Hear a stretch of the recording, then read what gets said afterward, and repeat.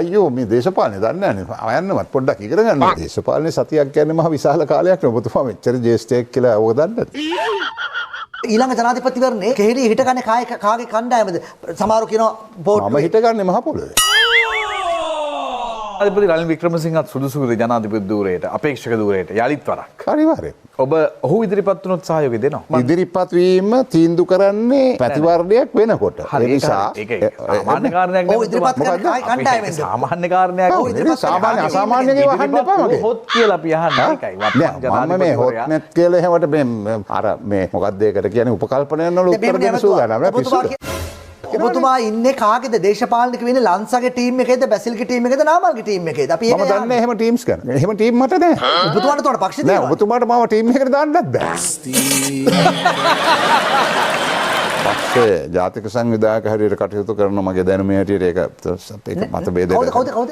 පක්ෂේ ජාතික සංවිධායක හැටියට තිබ්බා කතන්දරයක් තිබ්බා හවලා ඉන්න ඒක ඔබතුමාට කියන්න ඕනේ මගේ පක්ෂේ අභ්‍යන්තර අභ්‍යන්තරකාර ජාතික සංවිධායක කවුද? ජාතික සංවිධායක ඔබතුමාගේ පක්ෂේ රහසිගත සංවිධානයක්ද? සජිත් නම් කරලා ඉවර අපේක්ෂකයා. සජිත් ප්‍රේමදාස මහත්මයා. එහෙම මොඩියෝ ඉන්නවා. ඒක කරන්න දෙයක් නෑ. සජිත් මොඩිය කියන්නේ. නෑ මම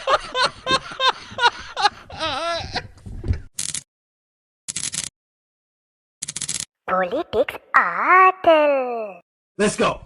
රටේ ජනතාවගේ විශ්වාසය කෙහෙලි රඹුක් කල්ල පිළිබඳව භංග වෙලා තියෙනවා කියලා ඔබ විශ්වාස කරනවා. නෑ භංග වෙන්න කරන්න උත්සාහ කරනනේ මං කිව්වේ ඒකයි රටේ නිදහස් සද්දය සෞඛ්‍ය නැති කරන්න ඉතාමත්ම සැලසුම් සහගතව ක්‍රියාත්මක වෙනවා. එතකොට ඒ ක්‍රියාත්මක වීම පරාජය කිරීම මගෙත් තියෙන අභියෝගයක්. අපි අවසන් කරමු. ඔබ මේ මොහොතේ දේශපාලනිකව සිටින්නේ කාගේ පිළේද? දේශපාලනික වශයෙන් ඉන්නේ කාගේ කණ්ඩායමේද? කොයි කණ්ඩායම කියන්නේ? ඔබ ඊයේ පෙරේදා කැඳවලා තිබුණා ලොහාන් රත්පත්ගේ ගෙදර බලමණ්ඩලය. ඔබ ඒකට ගියෙත් නෑ ඇත්තටම. බැසිල් රාජපක්ෂ කැඳවලා තිබුණු බලමණ්ඩලය. ඔබ ඒකත් වර්ජනය කළා. ඒකට ගියෙත් නෑ. පුවත්පතක ප්‍රධාන වාර්තාවක් මුල් පිටුවේ වාර්තාවක්. කෙහෙලිය ඇතුළු තවත් කීප දෙනෙක් හිටියා. මහින්දානන්ද මැතිවරයාත් මන්ත්‍රීවරයාත් සහභාගී වුණේ නැති බව. ඇත්තටම ඔබ දැන් ඔබ වචන හර වලට දක්ෂ පුද්ගලයෙක් අපි දන්නවා ඇත්තටම ගැන කවුරුන් කතා කරන දෙයක් නැහැ. ඒ නිසා ඇත්තටම ඔබ ඉන්නේ කාගේ කණ්ඩායමෙන්ද දැන් මේ වෙලාවේ? කොහේද දේශපාලන පක්ෂය? කොහෙද ඒක තිබ්බේ? ඔය කීප එක? ඔබේ මාධ්‍යලේකම් එක පෙන්වුවේ නැද්ද? නෑනේ. ප්‍රධාන ලංකාදීප පොතේ පොල් පිටුවේ ප්‍රධාන වාර්තාව කපල කෑල්ලුවක් පෙන්වුවේ නෑවට. නෑ ඔබතුමා කියෝනේ වනම් කියනවා. කිව්වේ නැද්ද දා? එදා අනිවාර්යෙන් කිව්වා. කොහොම මිස් වුණාද මම දන්නේ නෑ ඒක. මොකද ඔබතුමාගේ කතා අහනවා මං. පිළිගත්තේ නැති වුණාද? ඒක වෙන කතාවක්. නෑ අපි ඒක පැත්තකින් තියමුකෝ.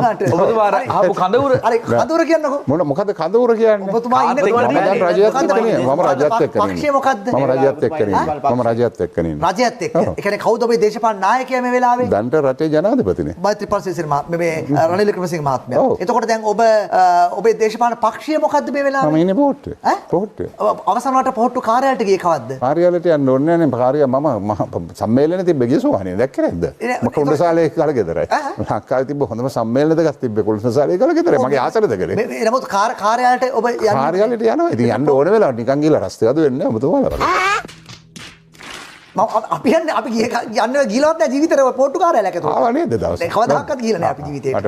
අපි දැන් ආමෙලා තියෙන පොට්ටු කාර්යාලයේදී. නෑ මෛත්‍රීපාල මන්ත්‍රීවත් එක්ක ආවා. කවදාකවත් ආමෙලා නැහැ පොට්ටු කාර්යාලයක් ඇතුළට. ඕකේ. ඒතර ඔබතුමාගේ දේශපාලන ඒ ජනාධිපතිතුමා තමයි දේශපාලන නායකයා. ඒතර ඔබතුමා විශ්වාස කරන දේශපාලන වර්තමාන රටේ නායකයා අපේ දේශපාලන නායකයාට කටයුතු කරනවා. ඔව් මේ රට මේ වෙනකොට තිබ්බා රාජ්‍යත්වයෙන් ගොඩ දහලා තියෙනවා යම් මට්ටමක ඉදිරි බලාපොරොත්තුවක් තියෙනවා මේක ඉදිරියට ගෙනියයි කියලා. ඒත් එක්කම ඒ ඉදිරියේදී ඇති වෙන තත්ත්වයන් ලබන අවුරුද්දේ ඇති වෙන්න පුළුවන් මේ අවුරුද්දේ මැතිවරණයක් කෙන එකක් නෑනේ. ලබන අවුරුද්දේ නෑනේ. ලබන අවුරුද්දේ එන්න පුළුවන් පළවෙනි මැතිවරණ ජනාධිපතිවරණයනේ. බොහෝ දුරට. එතකොට එහෙම වුණොත් එහෙම කවුද අපේක්ෂකයා වශයෙන් ඉදිරිපත් වෙන්න ඉඩ තියෙන්නේ? දේශපාලනේ සතියක් කියන්නේ මහ විශාල කාලයක් නේ. ඔබතුමා මෙච්චර ජේෂ්ඨයෙක් කියලා ඕක දන්නද? නෑ ඔබතුමා හිතන දේ මොකක්ද? නෑ මට හිතන්න බෑ මොකද අපේ මං කිව්වේ දේශපාලනේ දේශපාලනේ සතියක් පැතුම මොකද්ද? ඊළඟ ජනාධිපතිවරණේ කෙහෙලි හිටගන්නේ කාගේ කණ්ඩායමද? සමහරව කියනවා මම හිටගන්නේ මහ පොළොවේ. මහ පොළොවේ තමයි අපිත් ඉන්නේ. මම අහන්නේ කණ්ඩායම මොකද්ද කියන එක. ඔබතුමා ඉඳගන්නේ මහ පොළොවේ තමයි අපිත් ඉන්නේ. මම දන්නේ එහෙම ඉන්නවද කියලා. පළක් කරාට හිතෙන්නේ එහෙම නෙමෙයි කියලා.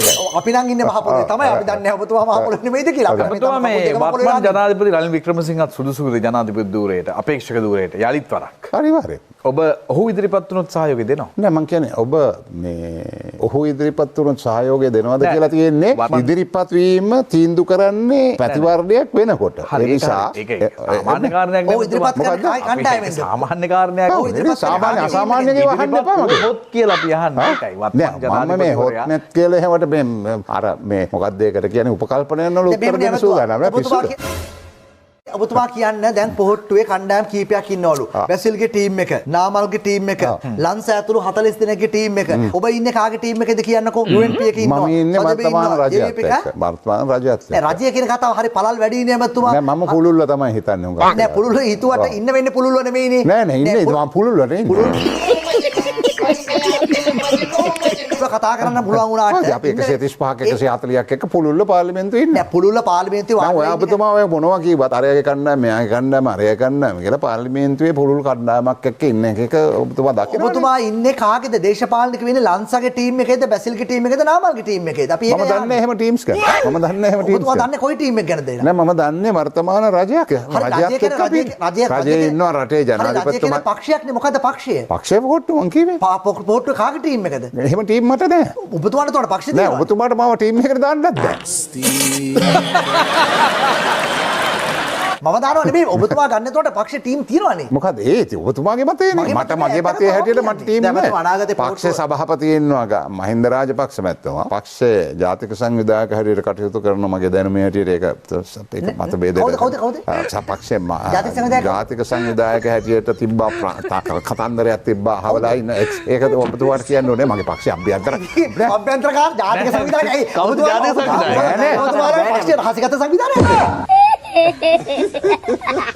නැහැ නෑ ඔබතුමාගේ සංවිධානය මේ රහසිගත සන්නද්ධ සංවිධානය. නෑ නෑ මම පොඩි ජාතික සංවිධායක කවුද? හරි පොඩ්ඩක් හරිද ඉවරද දැන් ඉවර නෑ. පොහොට්ටුව පක්ෂයේ සභාපති හැටියට කටයුතු කරන්නේ මහින්ද රාජපක්ෂ. ඒක කිව්වනේ දැන් හරි ජාතික සංවිධායක කියන්නේ. ජාතික සංවිධායක හැටියට විටක ක්‍රියාත්මක වුණා පහුගිය මැතිවරණ කාලේ කවුද බැසිල් රාජපක්ෂ මැතිතුමා. ඊට පස්සේ කවුද? ඊට පස්සේ මේ මොහොත වෙනකොට මෙහෙයුම් ක්‍රියාත්මක කිරීම ඔහුගේ නායකත්වයෙන් කෙරෙනවා. කවුද බැසිල් රාජපක්ෂ මහත්මයා? ඒතර ඔහුද ජාතික සංවිධායක? ඒක තමයි මම දන්නේ. ඒතර ඔබතුමා පොහොට්ටු වෙලා ඔබතුමා සාර්ථක බලවන්ලේ කළවත් තමයි පක්ෂේ ජාතික සංවිධායක ජාතික සංවිධායක නේ හැම පක්ෂෙම නෑනේ. හැම පක්ෂෙම ජාතික සංවිධායක නෑ. ඔබතුමාගේ තමුන්නාසේ පක්ෂේ ඉන්නවනේ ජාතික සංවිධායක. මගේ පක්ෂේ මම දන්න විදිහට මට ඒකයි මං කිව්වේ අපේ කෙහෙලිය නොදන්න තමන්ගේ පක්ෂේ ජාතික සංවිධායක. නෑ පොඩ්ඩක් ඉන්න කියන ජාතික සංවිධායක කියන එකට වඩා අපි ගනුදෙනු කරන්නේ මහලේකම් එක්කයි සභාපතියයි. කවුද මහලේකම්? මහලේකම් ඉන්නේ අපේ නීතිඥ කවුද සාගර කාර්යවසම්නේ. රයිට් කාර්යසා. ඒ ඔබතුමා පක්ෂයට යන්න කාර්යාලයට යන්නවත් නැතුව කඩතුරු කරනවා. නෑ කවුද කිව්වේ යන්නේ නැහැ දැන් කිව්වේ වැඩක් නැහැ කියලා අපි මම වගේ ගිහලා රස්තියදු වෙන්නේ නැහැ කියලාත් කිව්වේ. නෑ ඔයා වගේ ගිහලා රස්තියදු වෙන්නේ රස්තියදු නොවී යන අවස්ථාවල් තියෙනවනේ. නිකන් ගිහිල්ලා කාලේ මරන්නේ නැහැ නේ. දැන් අවසන් වතාවට ගිය දවසක් මතක නැහැ නේ. අය මතකයි මම දන්නේ මම ගිය සතියේත් යන්න හිටියා නමුත් නෑ යන්න හිටියපේ නේ ගියේ කවද්ද? නෑ ගිය සතියේත් යන්න හිටියා. යන්න හිටියපේ නේ ගියේ කවද්ද? මම කියන එක අහගෙන ඉන්නකෝ දැන් මම ගිය සතියේ යන්න හිටියා. හැබැයි ගියේ නෑ මොකක් හරි හේතුවක් නිසා පාර්ලිමේන්තුවේ ලබන සතියේ හිතුනොත් යනවා. ඒක මගේ සිතුම් පැතුම් එක්ක මගේ දේශපාලනය කරන්නේ. කෙසේ වෙතත් කේලිය රඹුක් කළා තමන්ගේ පක්ෂයේ ජාතික සංවිධායකවත් දන්නේ නැහැ. Sorry. ඔව් එහෙම කියන්න පුළුවන්. මට ඒක ගැටලුවක් නෑ. මොකද එහෙම අවශ්‍යතාවයක් මට නෑ. මට ඔබතුමාලාගේ ඔය කොන් කිරීම එහෙම නැත්නම් වර්ග කිරීම වලට එක්කාසු වෙන්න කිසිම උවමනාවක් නෑ. මම ස්වාධීනව කටයුතු කරනවා. අවසන් කරමුද? කෙහෙලිය නොදන්න තමන්ගේ පක්ෂයේ පොට්ටුවේ ජාතික සංවිධායක. ඒක කියන්නේ. ඒතර අවසන් කරමු. ඒක ඔබතුමාට කැපති විදිහකට කියත හැකියි. මම බොහොම පැහැදිලිව කිව්වා මම කොතනද ඉන්නේ. මගේ දේශපාලන කිව්වේ නෑ. කොතනද කියලා පැහැදිලිව කිව්වේ නෑ. එහෙනම් අපි දැනගන්න එපා. ආණ්ඩුවේ රජය කියලා කිව්වා එච්චරයි. රජය කෙලින්ම කියන්නකෝ ඊළඟ ඊළඟ ජනාධිපතිවරයා වශයෙන් රනිල් වික්‍රමසිංහ මහත්මයා තරඟ කරනවා නම් ඔහුට සහාය දෙනවා. ඔහු තමයි එන්න ඕනේ. පැහැදිලිවම ශ්‍රී ලංකා පොදු ජන පෙරමුණත් එක්ක එකතු වෙලා තමයි අපේක්ෂකයන් තෝරන්නේ. ඒක නිසා තමයි මම ඉඳන් කිව්වේ ඔබතුමාට ඒ අවසානයේ ජනාධිපතිවරයෙක් තෝරන අවස්ථාවේදී ඒ සහයෝගයත් එක්ක ජනාධිපතිවරයා හැටියට ඔහු වෙනවා නම් නියත වශයෙන්ම අපි ඒ කියන්නේ කේලිය රඹුක්වැල්ල මීළඟ ජනාධිපතිවරණ අපේක්ෂකයා වශයෙන් ඊළඟ අවුරුදු 5 රනිල් වික්‍රමසිංහ මහත්මයාට එනවට නෑ මං කිව්වේ නෑනේ ඒ වගේ ඔය කතා මං කිව්වේ ප්‍රශ්න නෑනේ මම ප්‍රශ්න කරගෙන ඔබතුමා කියයි මම ඒක තමයි මම ඇහුවේ කේලිය රඹුක්වැල්ල ඇමතිවරයා ඊළඟ අවුරුදු 5 ජනාධිපති රනිල් වික්‍රමසිංහ මහත්මයා බලයට එනවට තරඟ කරනවට එකඟයිද? අකමැත්තක් නෑ අපේ පක්ෂයෙන් එකඟ වෙනවා. හැබැයි එන්න ඕන පොහොට්ටුවේ අපේක්ෂකව විදියට. නෑ එහෙම කියන්න ඕනෙත් නෑ. සන්දානයක් වෙන්න පුළුවන්. අයියෝ මේ දේශපාලනේ දන්නේ නෑනේ. ආයන්නවත් පොඩ්ඩක් ඉගෙන ගන්නකො. ඔය අනේ නිකම් පලයකෝ යන්න. සන්දානයක් වෙන්න පුළුවන් විවිධ කාගෙන් හරි දන්න කෙනෙක්ගේ මගෙන් ඉගෙන ගන්න එපා. ඒ කියන්නේ මගෙන් ඉගෙන ගන්නවට වඩා ඔබතුමාට අඩු ගානේ මේ මීට වඩා ටිකක් හොඳයි ඇතිනේ ආශ්‍රය කරනවා ඇතිනේ. ඒ නිසා ඔබතුමා ටිකක් ඉගෙන ගන්න දේශපාලනේ ඊගාව මැතිවරණය කියන්නේ ලබන සැප්තැම්බර් වගේ කාල පරිච්ඡේදයක්නේ. තවම අවුරුද්දකට වැඩි කාල තියෙනවනේ. ඇයි මේ අමුඩ ගහන්නේ? ඒ නිසා ඔබතුමා දැනගෙන හිටියද සජිත් මේ නම් කරලා ඉවරයි අපේක්ෂකයා. සජිත් ප්‍රේමදාස මහත්මයා. එහෙම මොඩියෝ ඉන්නවා. ඒකට කරන්න දෙයක් නෑ. සජිත් මොඩිය කියන්නේ මේ තීන්දුව ඒ තීන්දුව එහෙමයි. මොකද හේතුව මෛත්‍රීපාල සිරිසේන මැතිතුමා අවුරුද්දකට ඉස්සෙල්ලා නම් කරන සමහරක් කරේ ජයග්‍රහණය කරන්න බෑ. ඔහු මාසයක් තියලත් කෙනාපු නිසා තමයි ඔහුගේ ජයග්‍රහණය කියන එක මම විශ්වාස කරනවා. ඔබතුමාත් මං හිතන්නේ ඒක කියනවා. ඔබතුමා හිටියනේ ලේකම් මැටියට කාලයක්. ඉතින් දන්නවනේ ඒකේ විස්තරේ. ඒ නිසා ඔබතුමාට ඒ තියෙන දේශපාලන අත්දැකීමත් එක්ක හිතන්න බලන්න අවුරුද්දකට ඉස්සෙල්ලා දුන්නා නම් මෛත්‍රීපාල ලොක්කත් නැහැ. ඔබතුමාට ඒ තරතුරත් නැහැ. එහෙම තත්යකට වැටෙන්නේ ඇයි මං කියන්නේ? මගේ තරතුර නම් කමක් නැහැ. එතුමාට ඒ තරතුර නැහැ. ඒ නිසා ඒක හොඳටම දන්න ඔබතුමා මගෙන් අහනවා අවුරුද්දක් තිස්සේ ඉඳගෙන මමඩ ගහන්නයි කියලා. ඒකට උත්තර දෙන්න මම සූදානම් නැහැ. ඔබතුමාට උත්තර දෙන්න. හරි ඒ කියන්නේ මට උත්තර දෙන්න ඕනේ නැහැ. මොකද මේ රටේ 2 කෝටියක් 20 ලක්ෂයක් ජනතාවට ප්‍රශ්න අහන්න බැරි හින්දානේ අපි තුන් දෙනා මේ ප්‍රශ්න අහන්නේ. කෙසේ වෙතත් ඒ නිසා මට නෙමෙයි මේ උත්තරේ දෙන්නේ. රටට මේ උත්තර දෙන්නේ. කෙසේ වෙතත් ඊළඟ ජනාධිපති ධූරයට සඳහා රනිල් වික්‍රමසිංහ මහත්මයා තරඟ කරනවා නම් ඒ සඳහා අපේ ආශිර්වාදයත් සමග ඔහු අපේ අපේක්ෂකයන් නම් නියත වශයෙන් මේකට සහයෝගය කරනවා. අපේ කියන පොහොට්ටුවේ කියන එකද කියන්නේ? අපි ඔබ කොහොම ලොකු සන්දානයක් කියලා. ඔව්. ලොකු සන්දානයක්. ලෝකයේ සන්දානේ ප්‍රබලම කොටසක් අපේ පක්ෂය. ඒක වළක්වන්න බෑනේ. ඒ සාධක එක්ක තියෙන කරුණක් නේ. අද ටිකක් අපේ පක්ෂ කියලා කතා කරනවා. ගියස කතා කරන්නේ නෑ නේද? ඔව්. ඒව රෙකෝඩ් කරගෙන ඉන්නවද? ඔක්කොම තියෙනවා රෙකෝඩ් තියෙනවා. රෙකෝඩ් එක බලන්නකෝ. ඔබතුමා මගෙන් ඇහුවෙත් දැන් මම කිව්වෙත් නෑ. ඇහුවේ නෑ. කොච්චර ඇහුවද? නෑ. ඇහුවනම් මම මේකම කියනවා. බොහොමත්ම ස්තුතියි. මේකම කියනවා කිව්වට මේ ගියසරේ කිව්වට වඩා ටිකක් වෙනස් අද කතාව. කෙසේ වෙතත් දේශපාලන අපි දන්නේ නෑනේ විශ්වාස බංගෙට සහයෝගනේ කලින්දු. අපේ පක්ෂේ විශ්වාස බංගෙ දිනලා ඉන්න බෑ මොනවා කරන්න. පාර්ශව ගැන කියලා බෑ. බෑ.